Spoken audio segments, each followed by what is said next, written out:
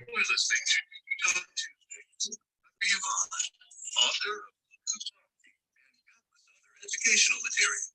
This podcast is a safe place for teachers to share their incredible stories, struggles, and triumphs. The educational system as we know it has changed. No worries, Dr. Yvonne is here to help. Now, here's your host, Dr. Yvonne.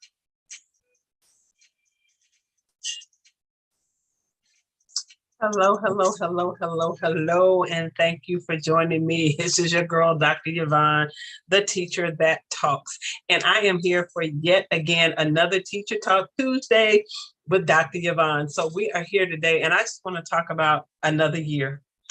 We are here for another year of school. Last week we had our first podcast, and it was interesting. We talked about getting back in and starting back. Well, things, you just think things would change over time, year to year, but things are still the same. I thought coming back this year, things will be a little different as far as communication and how things worked and how things ran, because I came in at the end of the year and things will be a little bit better. But I get there, we're in our third week, I think, of school, and it's pretty much the same.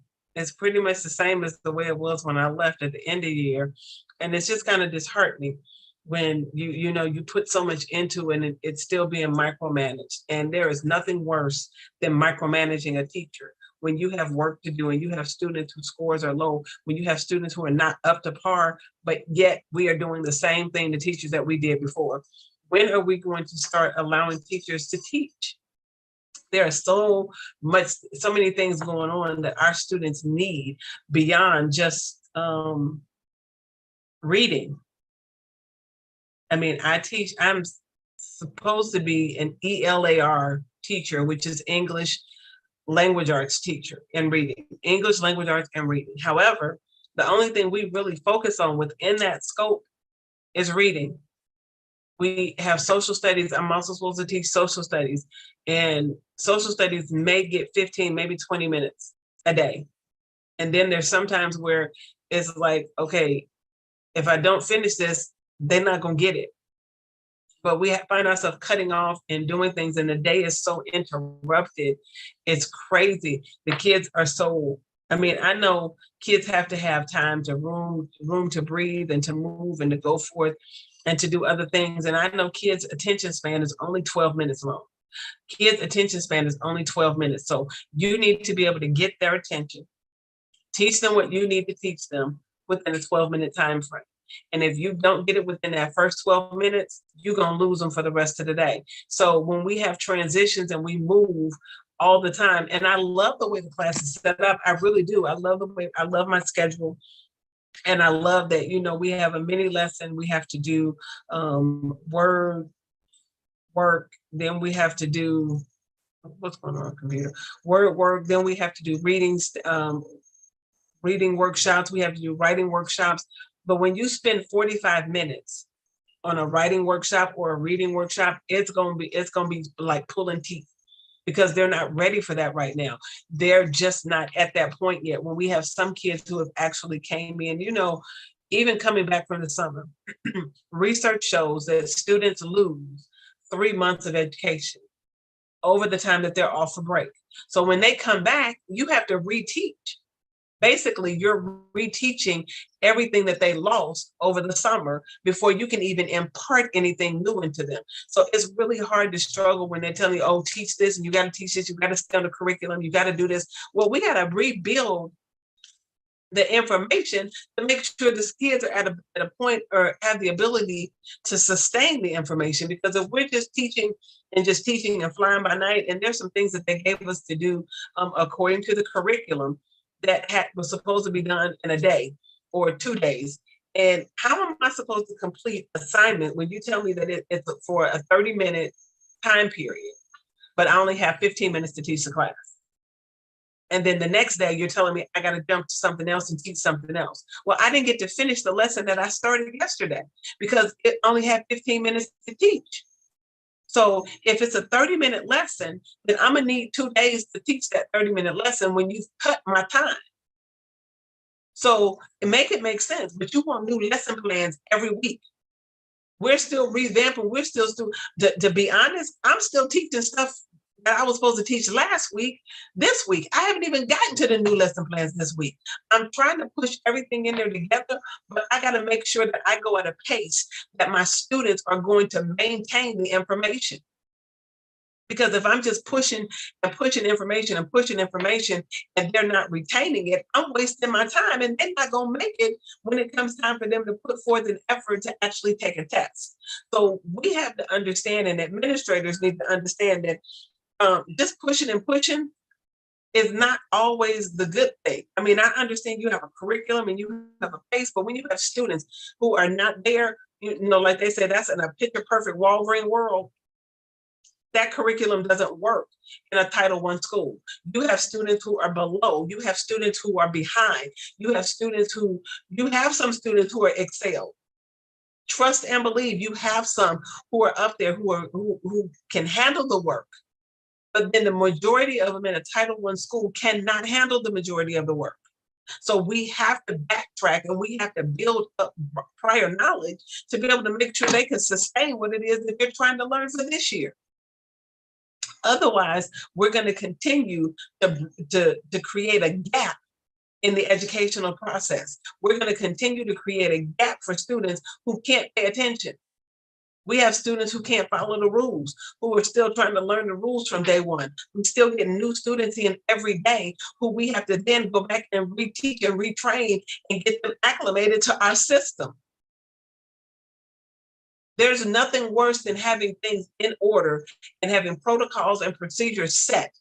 Your kids know the routine, your kids come in knowing what to do, and then all of a sudden, 3 weeks in, you get a new student who come in and want to do what they want to do and don't know the procedures.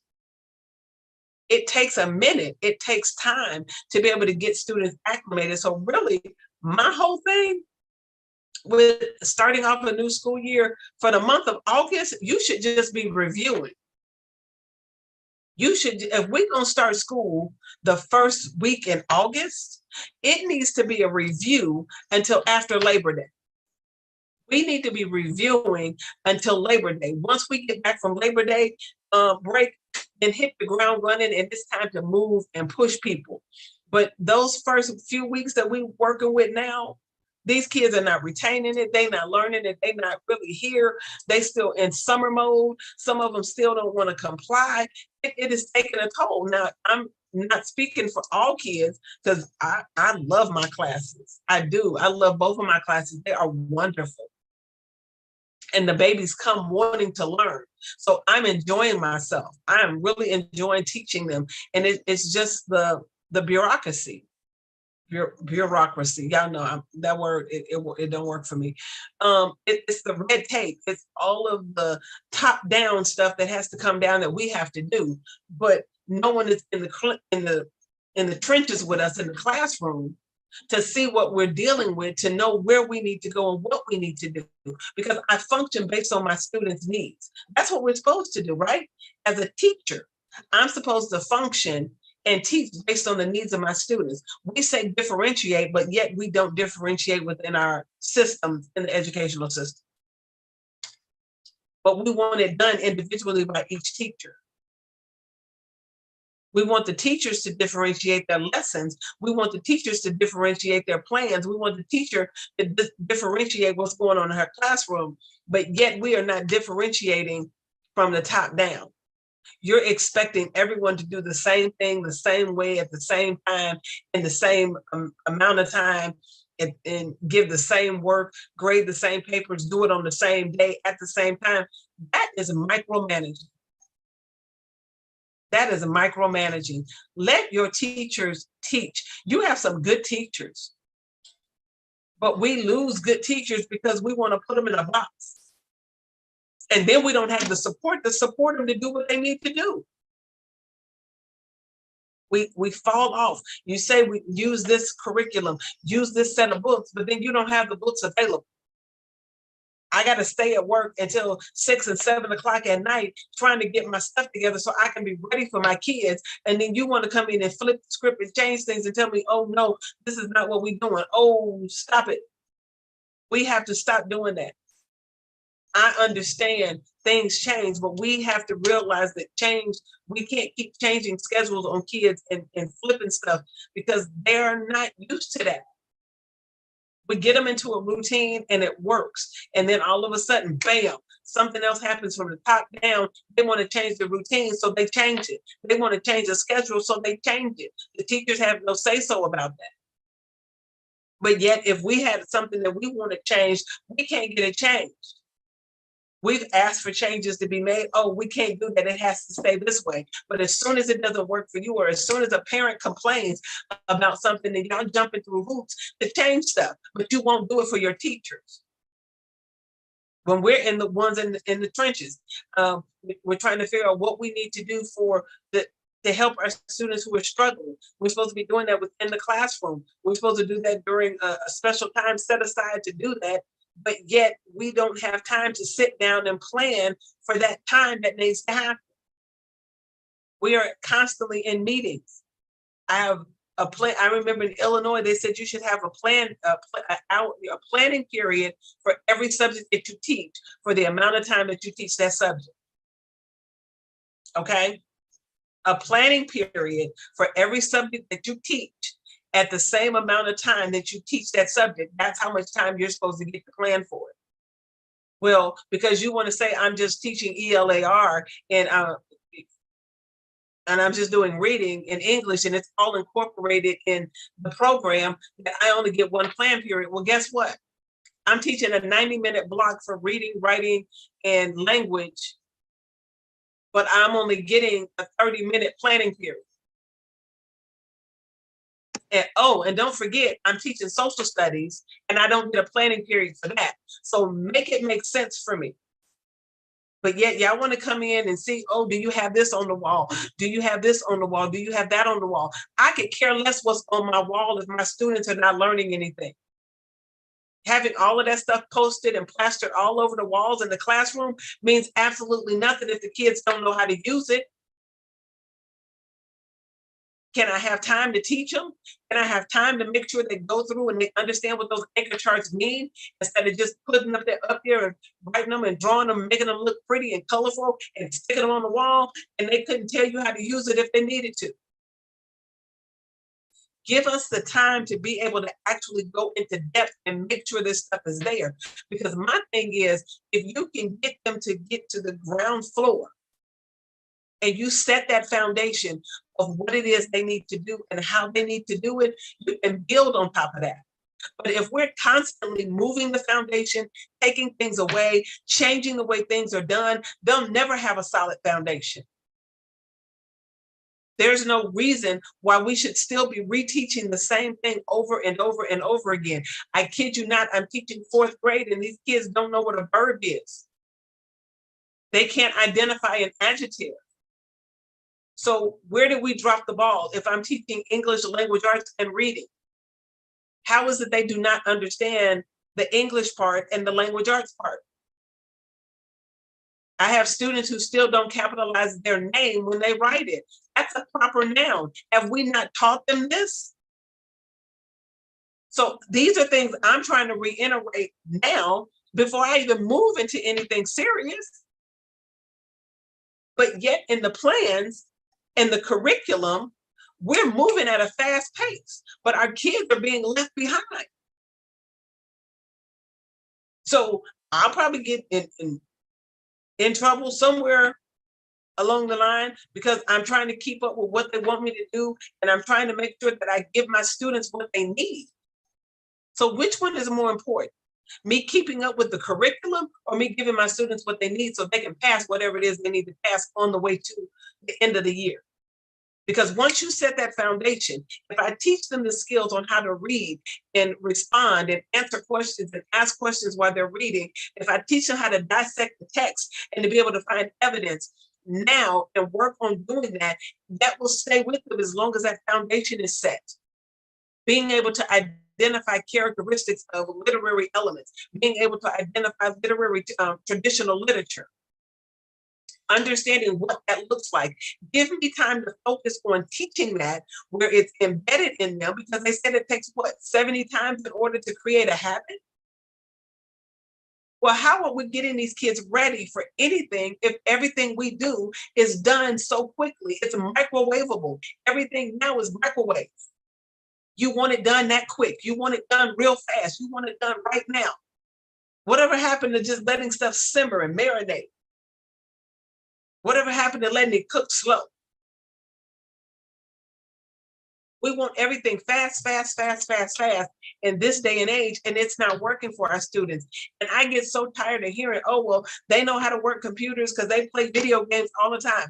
Playing a video game and knowing how to use a computer and being technology and having technology skills are totally different things. I'm still having kids who've been in this district in the building for 3 years, working on computers, having their login and their password, and they still can't do it. They still need somebody to help them get logged in. When are we supposed to set aside time to be able to practice those skills? We're supposed to be using Schoology. We don't use it. We messed up. We tried to do it with the online school when the pandemic hit, and it was chaotic because the kids didn't know how to use the computer. They didn't know how to use the system to get into Schoology. So why not train them and teach them how to do that now while they're in the classroom in case something else happens? We won't be looking crazy again.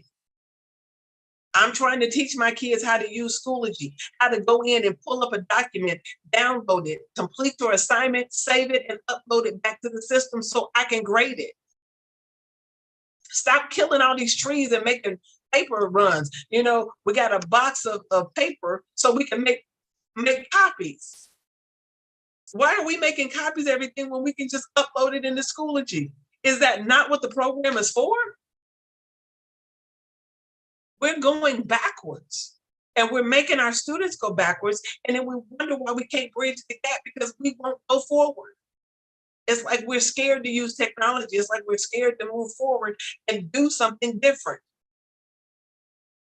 I gave my students homework last week. I gave them the paper copy, and I also put it in Schoology. I'm like, I would prefer you to do it online, but in case you can't, because I had some kids that said they didn't have computers, they didn't have internet. I'm like, okay, here's a paper copy, but I would prefer you learn how to do it online. Because if I'm ever out and I'm absent, I'm not Xeroxing 50 copies for 3-4 subjects for a sub to pass out, and then for me to later have to collect and grade. I'm gonna put that stuff in Schoology. I'm going to upload my assignments in Schoology, and y'all better be able to get in there and get it. I did it today. We're working on fairy tales and folk tales and legends and myths. So what I did is I went online and I found some stories, some fairy tales, and I uploaded the link into Schoology, and I told them this is where you need to go to get familiar with these articles. I don't have the books. I don't have all of the books, but if you're going to compare and contrast, I'm going to give you some books online that you can look at and with some books in person that you can read. Now you can look at them and see what characteristics do they have. Is this a fairy tale? Is this a legend? Is it a folk tale? Is it fantasy? What is it? Is it myths? So they'll be able to identify those things, and parents can go in there and look at it and see what we're doing. I uploaded a video. Everything that I teach, I upload a video for them to go back and look at and practice. I uploaded a video last week. We were talking about the things that good readers do. What do good readers do? They ask questions while they're reading. They take notes while they're reading.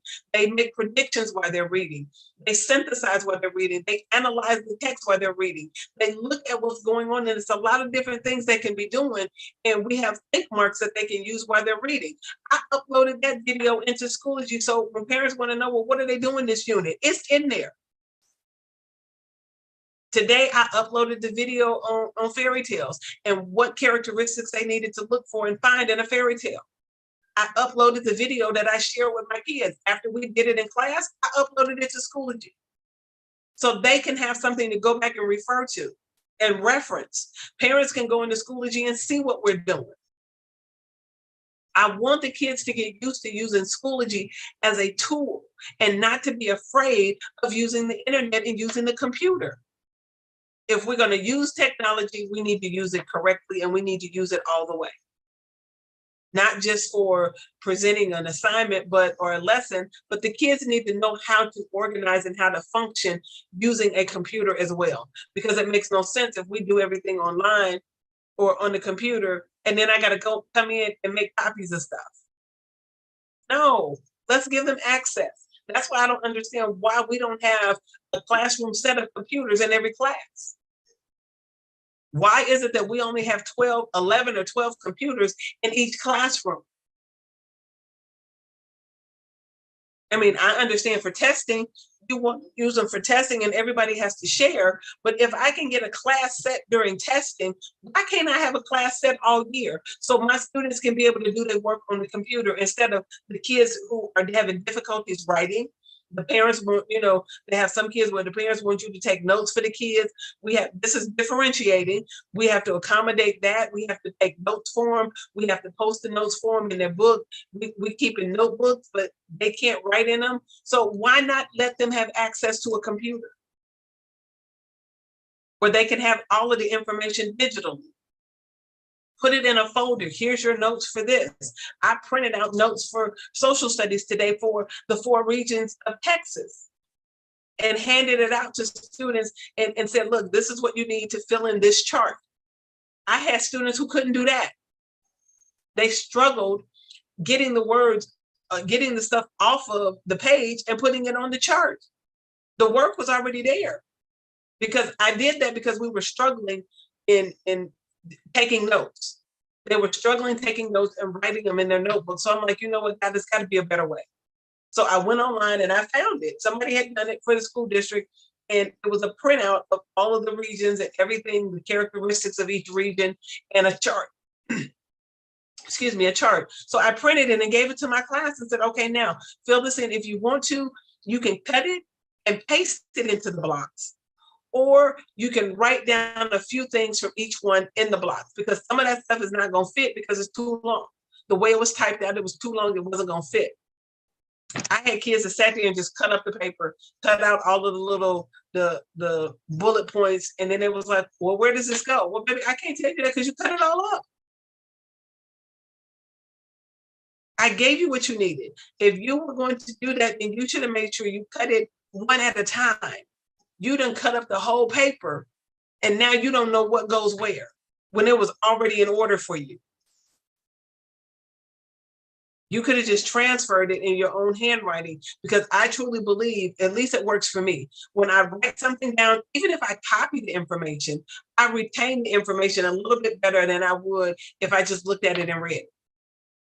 If I read it and I write it down and I take notes, I remember better than if I just had somebody read it to me, or if I just took it and cut it up, and because now you don't know what goes where. So it's interesting how we have to do these things, and we have to be able to slow down for our students. We have to be able to slow down and have time to make sure they get what it is that they need. And I'm going to make sure they get what they need as far as the curriculum, but I'm not going to rush through anything because I want to make sure they have it. So when it comes time for them to take a test on it, that they master it. They talk about front loading. I don't want to front load. I want to back load. I want to back load and make sure that the back is secure and that you got everything you need to move forward and to build on that thing, because you can't build a house from the outside in. I've never seen a house built where they built the roof, the walls, and the frame, and then put the floor in. Never seen it done. So why do we front load with our kids when we're teaching them? Well, we give them everything up front and then work our way back. No, give them the foundation and build on that. Stop working backwards. Why are we working backwards? I don't get that. It doesn't make sense to me. And until it does, I'm not going to be able to teach that way. And I won't teach that way. I will listen, I will look at it, but if it does not work for me and my students, I'm not going to do it. I will do what's best for my students. And that should be all that matters. That's all I need to do, is what's best for them. And we need to understand and realize that every time, something happens, let the teachers do what they need to do. It's not always a bad thing. It's not always a bad thing.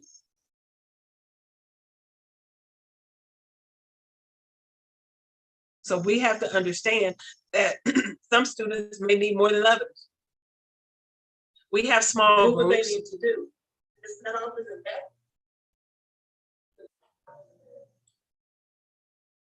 What?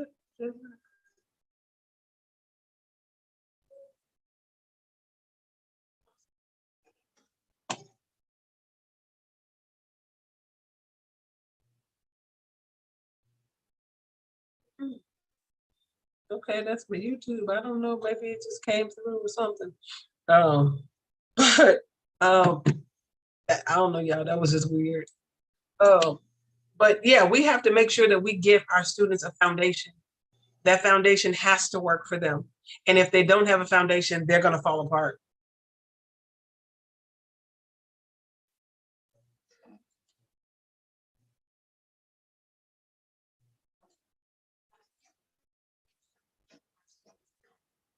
Oh,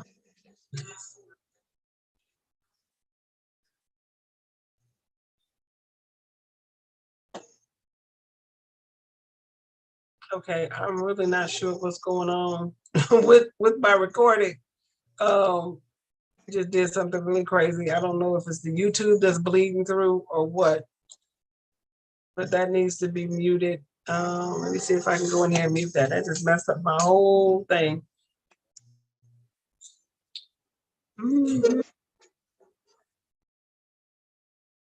Okay, there it is.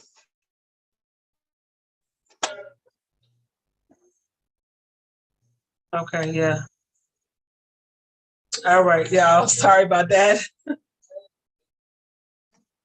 All right, sorry about that, y'all. It was that's still weird. I'm still not understanding. I'm getting feedback. Still getting feedback.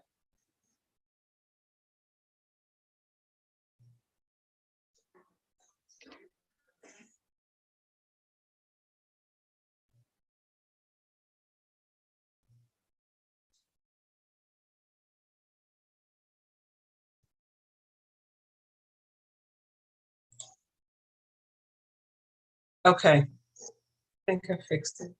All right.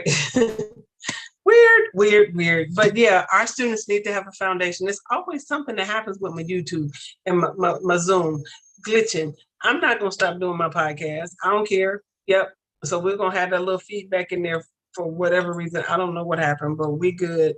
And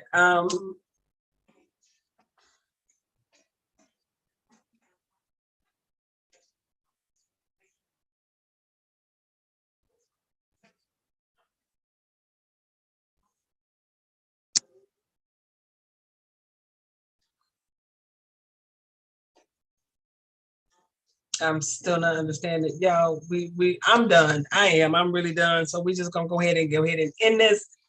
Thank you all for joining me, and I'll work on these switches and I'll figure it out for next time. But thank you for joining me again for my YouTube page, the Teacher Talk Tuesday. This is girl, Dr. Yvonne, the teacher that talks. And until next time, you have a blessed day.